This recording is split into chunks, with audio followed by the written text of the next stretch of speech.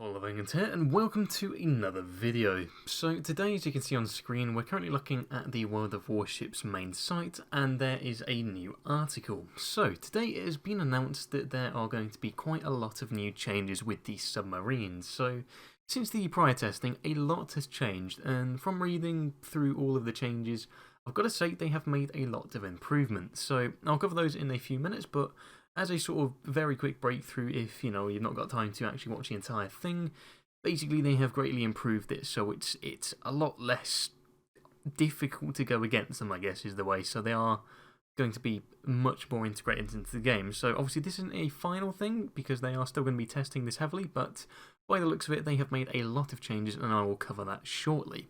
So yeah, okay, so there is an initial sort of section here. So submarines have come a long way since their official announcement in August 2019, with a closed beta test having been conducted and even special submarine battles in updates 0.94 to 0.95.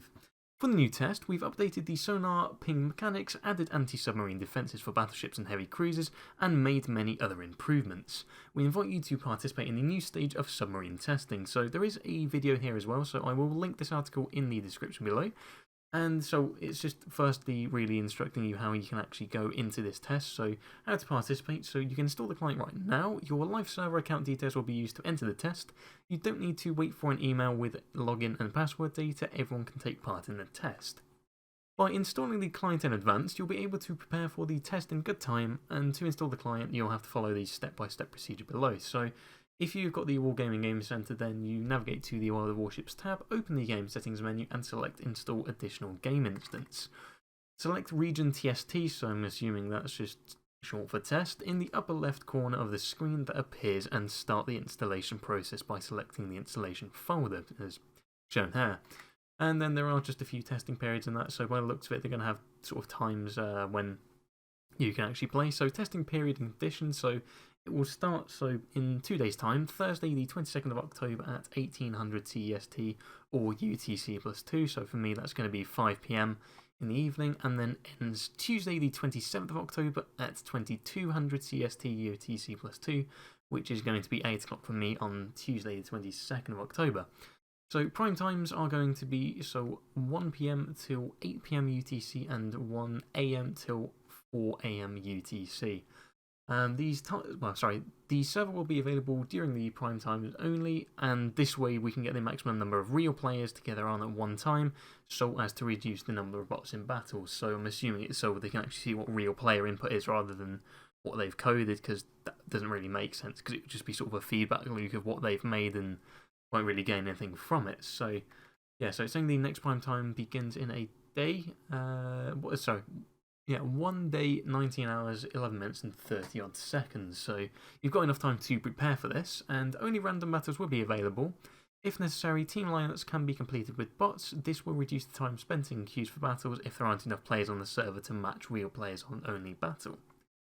When testing starts, a container will be credited to your account that may drop one random submarine. You'll receive 2 more containers by completing a chain of 3 combat missions playing any ship type.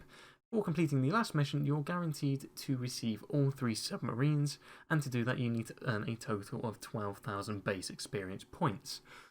A combat mission is available for each ship type, except submarines, where you have to earn 8,000 base experience points, and you'll get a reward of 3 special signals of each type on the live server. So in total, you can receive up to a total of 96 signals, and it's just noting here that testing will take place in Russian and English only. So this is quite a large section here. So it's a list of a list of changes after submarine battles. So there's quite a big drop down here, and I'll go through those now. So the first point here is updated sonar ping mechanics. So you no longer need to aim your sonar pings at indicators located at the bow and stern of an enemy ship. If you guide your torpedoes to the target, it's enough to hit any part of the enemy ship with your sonar ping, and a successful hit will highlight part of the hull. The size of it depends on the width of the sonar ping. Your torpedoes will home in on this part of the hull, and a second hit on the highlighted part will enable the torpedoes to ignore the target's anti-torpedo protection. If a sonar ping hits a different part of the ship while the effect of the previous ping is active, the initially highlighted part will relocate to the new area.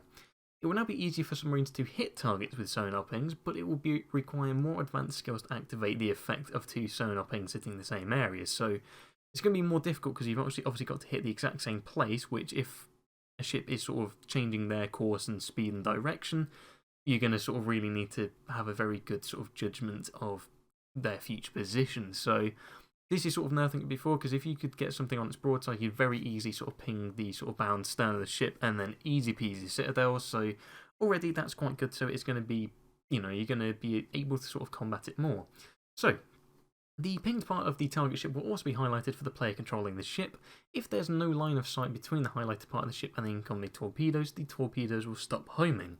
Assess where the ping came from and turn the highlighted part of the hull away from that direction. This will reduce the effectiveness of the torpedo attack. So this is good again, so it does mean that battleships will be able to really counter this. So as soon as they get pinged, they're like, hey up, I kind of need to get out of here. So either turn away or towards, depending on the position. So I think probably the only real issue is going to actually be you're definitely going to get flooding a lot if you're turning away, and that it's going to miss your torpedo protection anyway. So you are going to get flooding. So you're going to have to sort of keep that in mind. Say you're taking fire from other ships and you've been set on fire, you may want to consider, if you're getting pinged as well, to probably wait for that fire to go out and then the torpedo to hit you, and then only if it hits you and you flood, then use it, or if it misses, hit it. Just so it's going to require a lot more active playing as a battleship player rather than just sitting at the back of the map. But that is one problem I do foresee with submarines being implemented into the game, is because, some people aren't going to like that and they're just going to sit at the back and snipe. So that is one worrying part of this. So anyway, I do digress. As part of the changes to the Sonarping mechanics, we've removed the ability to switch their width and speed. It's easier to use one type of Sonarping to hit the ship's hull and the highlighted part than 2 Sonarping types with different parameters. Right, so the second point is the change to battery mechanics. So in the previous test, submarine batteries recharge while underwater when travelling at 1/4 speed, and a low battery charge didn't impose any penalties. This factor allowed submarines to operate underwater continuously without any significant difficulties. Now, when a submarine is underwater, her battery charge will restore to approximately 30% of its capacity at any speed and will not be consumed while moving. However, when the charge is depleted to 20%, the width of the sonar ping is reduced. So it means you'll still be able to hit your target, so you will still have it and you will still be able to stay submerged. However, that means, so let's say you fire your initial sort of sonar ping, you hit an area, then you've got an even smaller ping, so you've got an even lesser chance of hitting that same area. So it just makes it harder to really get that torpedo protection, avoidance, I guess, or the torpedoes to not ignore it. So again, it's more balancing, so it's a little bit more difficult to play as the submarine.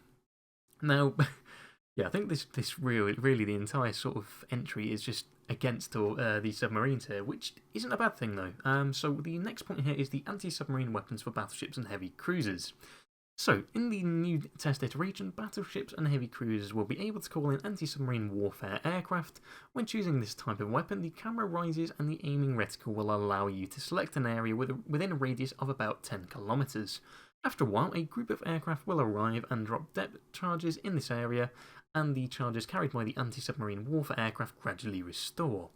Battleships and cruisers will be able to determine a submarine's approximate location with the help of the hydrophone at distances of 3 to 5 kilometers. So that will also help you sort of really determine where it is, if it's very close, and where to aim your actual planes to drop those depth charges.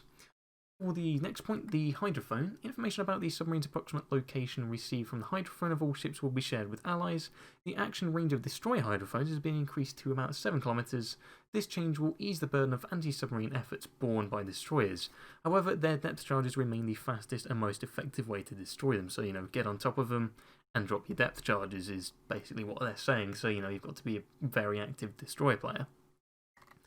Detectability of ships from submarines. So submarines previously had too much of an advantage when confronting destroyers due to their low detectability. To balance this, the standard detectability range of surface ships has been reduced by 1/3 of submarines, so it's now harder to detect a ship from a submarine than from a high vantage point. For example, a destroyer with a 6-kilometer detectability range will be detected by a submarine at a distance of 4 kilometers. At the same time, the average visibility of a submarine on the surface is 4.5 to 5 kilometers, so the submarine is going to get spotted first.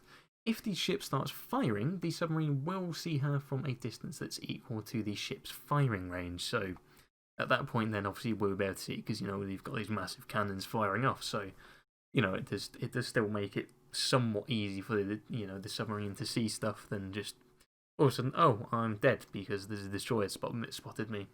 So for the next point, emitting sonar waves manually. So the sonar wave that outlined and highlighted the underwater terrain around the submarine, which enabled players to better navigate underwater, was previously emitted automatically. These sonar waves will now be emitted by pressing the G key, and in addition to the sonar terrain, will outline the silhouettes of ships that are located beyond the visibility distance. The submarine will receive more information about what's happening on the surface and will be able to launch an attack more efficiently. So you can see there's a dot of a ship that's out of your detectability, your view range or whatever is where you can actually detect a ship. So you can then just head straight for that and then obviously detect it. And then, so finally, for some other changes, it will require more time to dive from the surface to a depth that provides protection against high explosive weapons. The depth at which submarine can be hit by rockets, bombs, and shells has been increased from 6 to 10 meters. So now, even if you're actually firing actual shells or something, then that's actually going to make more of an impact because it's going to be harder for them to actually escape. And then the underwater world has also been updated. We've added various objects and improved the visual effect that highlights the terrain, thus simplifying underwater navigation. These are just the most significant changes. In addition, we've updated, improved, and adjusted many other elements of the gameplay, so I'm assuming they'll probably list those at another time, or there'll be just a separate sort of development blog entry just for what's going on with that. And they've got a section for playing submarines, so submarines are fragile and cautious hunters. Their diving depth affects their detectability, viewing range, and interaction possibilities with other submarines and ships. Maneuver, change your diving depth, hide from your enemies, and surprise them with stealth attacks from the flank. So I'm assuming they mean just sort of get underwater and see if you can try and sneak past everyone and even potentially get behind them. Submarines have small HP pools, so stick to the flanks and attack your enemy from longer distances or while submerged, and try to avoid staying in the same location for too long, and make sure to enlist your allies' support. In case of danger, use the maximum depth consumable just to, I'm assuming, get away from other destroyers.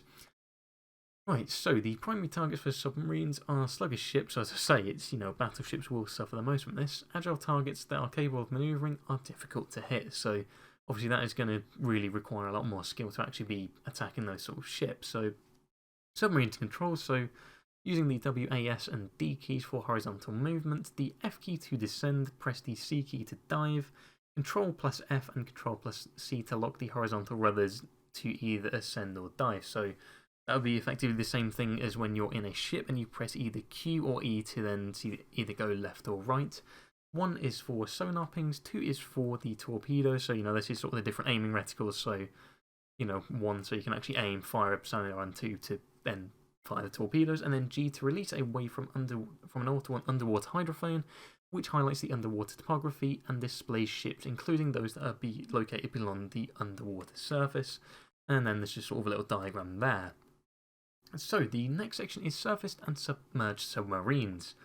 Submarines can move between the 2 operational levels, surfaced and submerged, 6 meters and deeper. Key areas can be captured only when surfaced, and submarines detect surface ships at a range that's 30% less than the detection range of surface ships. So there's just a sort of quick indication here in a little diagram of actually capturing a point. When a submarine dives deeper than 6 meters, her speed drops significantly, visibility reduces by half, and her viewing range decreases to the value of her torpedo range. While submerged, a submarine can detect ships only within her viewing radius, provided that they are within her direct line of sight. A submarine at depths of up to 10 meters can be hit with shells, ship and airborne torpedoes, aerial bombs, and rockets, as I just sort of discussed. So I'm guessing this is the more sort of user-friendly edition of this section. A submarine at depths of 30 meters and below can be detected only by ships with the hydroacoustic search and other submarines, or the hydrophone allows the approximate location of a submarine to be determined. The maximum depth consumable enables you to temporarily dive to depths of 50 to 80 meters, and at this depth, the damage of depth charges is reduced, and the submarine's location can no longer be determined by the use of hydrophones. So effectively, you can sneak past people for a limited time, depending how long your consumable lasts for. Acoustic homing torpedoes. So the main armament carried by submarines is acoustic homing torpedoes. New mechanic sonar pings will help you increase potential effectiveness of torpedo salvos. Emit sonar pings at enemy ships. By doing so, your torpedoes will be guided target, dealing more damage if they connect. And torpedoes can ascend from the depths and hit an enemy only with the help of an active effect from a sonar ping. And there's another little sort of gif here to show that. And they're saying here, so a sub can fire torpedoes and emit sonar pings from any position. When in the submerged position, a sonar ping can be emitted in any direction, even if the target is above or below the sub. Aim for the enemy ship, take lead on the target and click the left mouse button. Please note, unlike when firing, the camera won't follow the target automatically. So that's obviously going to sort of make it a little bit harder and, again, sort of make it a little bit more difficult to play as a sub, so more balance. On hitting a target, part of the hull will be highlighted, so I mean, I've already covered this bit. The size of the highlighted part depends on the ping's width. Your torpedoes will be guided exactly towards a target, and the ping part of the ship will also be highlighted for the player controlling the ship. And again, as I said before, yeah, so I repeat here, the highlighted part of the hull will make your torpedoes ascend to the optimum depth and ignore the target's torpedo protection. The effect of a successful ping hit remains active for 10 to 25 seconds, depending on the exact submarine, and hitting the highlighted part of the ship with another sonar ping will reset its action time. If a sonar ping hits part of the ship that isn't highlighted, the spot from the previous sonar ping will relocate to the new area. The effect timer won't be reset in this case. So again, this is going to make it a lot harder to still really play as a destroyer. Emitting sonar pings spends battery charge, and then, yeah, so battery charge can be restored to approximately 30% of its capacity while underwater, and to fully restore the charge, a submarine has to ascend to the surface. Battery charge is restored to up to 30% of its capacity while the submarine is travelling at any speed underwater and isn't depleted while the submarine is in motion, which is one issue that was there before, so you'd probably find a lot of people coming at sort of a quarter speed, but then able to really just do what they wanted underwater without having to really actually submerge at all. If you attack a ship from far, keep emitting sonar pings to maintain their effect while your torpedo is travelling to their target.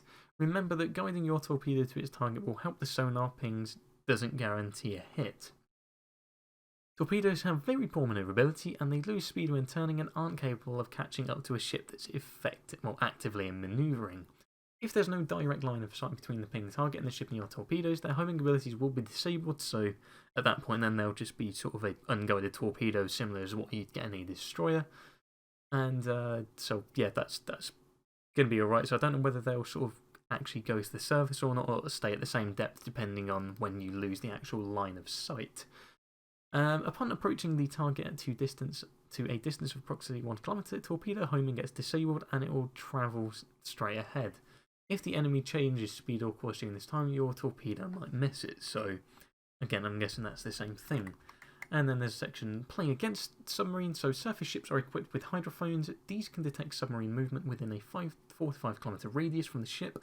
The operating range of hydrophones installed on destroyers is larger, approximately up to 7 kilometers, and the approximate location of a submarine is designated with a special marker. Information about the location of submarines from the hydrophone of all ships is transmitted to all allies. And then there's like another image here. One important change to the testing iteration is the ability to call the anti-submarine warfare aircraft. So this is what I was saying before. So heavy cruisers, the Oba, the Pensacola, Naumburg, and Devonshire, La Galissonière, and the Trento. So those are the ones that have got the ability. So you can choose the armament type by pressing 4. The camera rises, and the reticle allows you to select an area within a 7 kilometer radius from the ship, as you can see from this diagram here. Aircraft will arrive and drop depth charges in this area shortly after selecting it, and then watch the hydrophone indicators carefully and call the aircraft when appropriate. Take into account some lead time before they will attack, so obviously you've got to sort of think, right, which way are they heading depending on their sonar pings, and then, yeah, make your attack. All destroyers and cruisers, so Dallas, Bidoni, Leander, and Perth are armed with depth charges, and these are capable of hitting submerged submarines. To use them, get close to a submarine and drop the depth charges by pressing G. And then there's just a little indicator. So, yeah, indicator with warning submarine. Go to the highlighted zone that shows submarines at location. Go to the next zone, enter the submarine's proximity, press G to drop depth charges. So it's just a little diagram how to do it. And then, in addition to depth charges and anti-submarine warfare aircraft, high explosive shells, constant course changes, hydrophones, and hydroacoustic surge will come in handy when fighting against submarines. At depths of up to 10 meters, a submarine can be hit with shells, ship and airborne torpedoes, area bombs and rockets.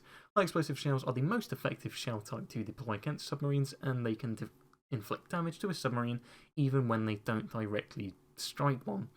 Falling to a sub's vicinity is enough thanks to the shell's fragmentation damage area. And then there's just a sort of little image here showing of a ship actually firing and getting some penetration hits on a sub. And then the final sort of area here is both depth charges and anti-submarine warfare aircraft can be activated one after another, and they can be used again after their cooldown period is over. If a submarine hides at the maximum depth of more than 50 meters, the damage from the depth charge hits will be reduced, but still remains quite considerable. The pinged part of the ship is highlighted. That's how you can determine where the submarine is attacking from, and if there's no direct line of sight with the pinged part of your ship incoming with torpedoes, the torpedoes will no longer be guided towards the ship. So again, I've already covered this, but this is just sort of reiterating the point. And then the hydroacoustic search consumer can detect a submarine at any depth. So yeah, so if you're passing ships and they've got hydro, then you're going to be in a bit of trouble. So that is the article. That was quite a long one. Yeah, I've just seen that's just gone over 21 minutes. So if you are still watching now, then thank you very much for watching, and hopefully you found that useful. As I say, you can find the actual link in the description below if you want to take a look at this article any further and also look at this video.